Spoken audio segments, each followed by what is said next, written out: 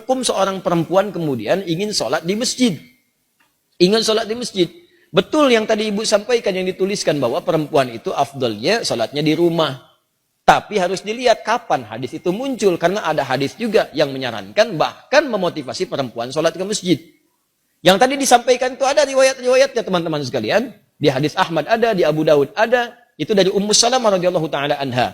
Ya, afdalu masajidin nisa qa'ru buyutihinna. Ya, keutamaan atau khairu masajidin nisa.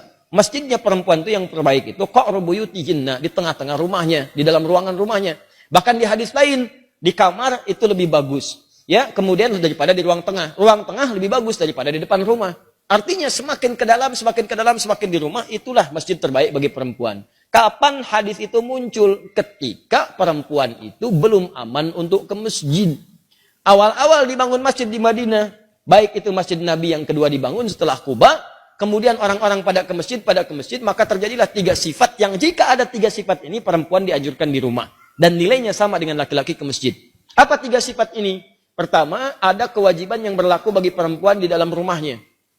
Sehingga prioritas dia di rumah, bukan ke masjid. Misal, dia baru punya anak yang diberikan ASI, atau anak yang harus dirawat, yang kalau dibawa ke masjid justru bisa memberikan gangguan kepada orang sholat yang lain, dan bisa mengurangi rasa khusyuk.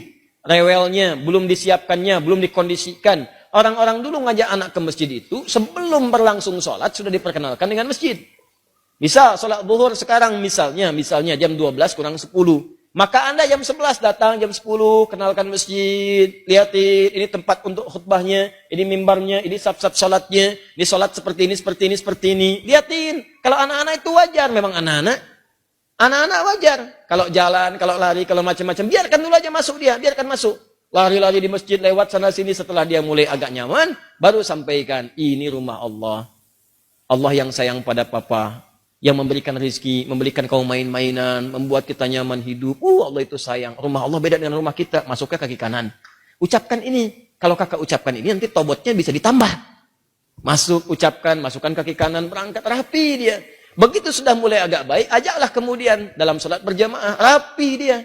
Dalam sholat dia rapi, setelah sholat lari, biarkan aja namanya anak-anak. Yang repot itu kalau ada orang tua, kekanak-kanakan, habis sholat lari-larian. Itu yang repot. Kakek-kakek habis sholat main prosotan di situ, baru kita repot di situ. Kalau anak-anak ya biarkan aja namanya anak-anak. Naik ke punggung biarkan, Anda sholat sunnah dia naik biarkan, nggak apa-apa, nggak usah repot dengan itu. Ini orang tua sekarang repotnya, mohon maaf di rumah disuruh ke masjidnya bukan untuk sholat, malah disuruh main. Kalian ini rame aja di rumah, main sana ke masjid, ya main dia di masjid. Jelas ya? Maka itu poin untuk pentingnya. Maka yang pertama, kalau ada tugas perempuan di dalam rumah, memang hanya perempuan yang bisa mengatasi, maka yang afdal itu di rumah, jangan paksakan ke masjid. Suami dorong ke masjid, anak laki-lakinya dorong ke masjid. Dorong ke masjid, investasikan. Ayo nak ke masjid, ke masjid, ke masjid, ke masjid. Ke masjid, dorong. Antum yang perempuan di rumah. Itu afdalnya. Yang kedua, jika kemudian di jalan itu belum aman dari fitnah. Ini terjadi di zaman Nabi. Awal-awal dibangun Masjid Nabawi itu, bahkan jangankan ke masjid. Malam-malam itu suka buang hajat, tidak ada toilet. Yang ada itu kebun-kebun. Di kebun-kebun kurma, macam-macam. Perempuan-perempuan juga demikian. Begitu keluar sering diganggu oleh preman-preman Madinah. Awal-awal di Madinah itu ada preman. Ada, kemudian tobat. Jadi kalau ada preman sekarang, telat. Kalau nggak tobat, keterlaluan. Orang jahiliyah, tobat, preman, tobat, telat. Kalau sekarang ada preman, tidak tobat. Ya Alhamdulillah, Alhamdulillah. Kemarin-kemarin saya lihat ada banyak yang baik-baik. Saya waktu mengisi untuk persiapan Ramadan, itu Masya Allah ada teman-teman dari PANG. Sahabat-sahabat PANG, Masya Allah tampilan badannya macam-macamnya. Tapi Masya Allah tobat mereka. Begitu bertobat, hal pertama yang mereka lakukan adalah mengganti namanya. Dari PANG menjadi pengajian. Ya, PANG menjadi pengajian. Tobat. Nah itu diganggu perempuan-perempuan itu, sering diusilin. Sampai bahkan turun ayat tentang jilbab. Ya ayuhan nabiyyu qul li azwajika wa banatika wa nisa'il mu'minin yudnina min jalabibihinna. Hei Nabi, katakan pada istrimu, anak-anak perempuanmu dan perempuan-perempuan yang beriman, sampaikan pada mereka, rendahkan jilbab-jilbab mereka. Ya, asa an yu'rafna fala yu'dzain, sehingga mereka bisa dikenali dan tidak diganggu lagi. Turun ayat ini, turun tentang ayat merendahkan jilbab. Setelah itu masyarakat menyebar.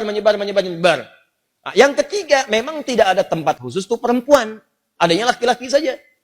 Jadi kalau masuk ke sana dia khawatirkan ikhtilaf. Itu yang berbahaya. Maka setelah itulah kemudian dalam 3 kondisi ini perempuan diminta oleh Nabi di rumah, lebih baik di rumah, jangan ke masjid. Setelah kemudian tenang, preman-preman mulai tobat, keadaan mulai tenang, dan masjid mulai luas. Maka muncullah hadis-hadis di Al-Bukhari, di Muslim, bagaimana Sayyidah Aisyah mengatakan kalau kami subuh-subuh itu, banyak perempuan-perempuan datang ke masjid, kemudian dengan selimut-selimut mereka tutupi, sehingga nggak kelihatan, karena gelap. Zaman Nabi kan nggak ada lampu seperti ini. Ya, nggak ada lampu seperti ini, kelihatan. Jadi begitu sudah mulai remang-remang, mereka meninggalkan, sudah cepat lari. Salam, balik ke rumah. Salam, balik ke rumah. Itu tandanya sudah ada saf yang rapi, aman di jalannya, kemudian di rumahnya pun tidak ada tugas yang menuntut perempuan ada di rumah. Maka kalau kondisinya aman seperti itu, terbebas dari 3 hal yang demikian, maka hukum ke masjid itu utamanya sama dengan laki-laki diutamakan. Apalagi kalau suami yang ngajak, bagus itu. Mama ayo ke masjid, safnya ada.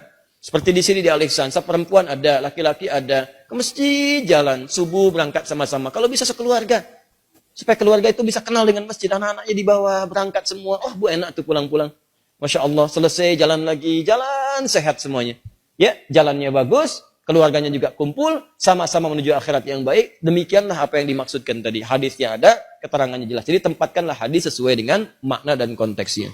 Paham dengan baik ya? Baik.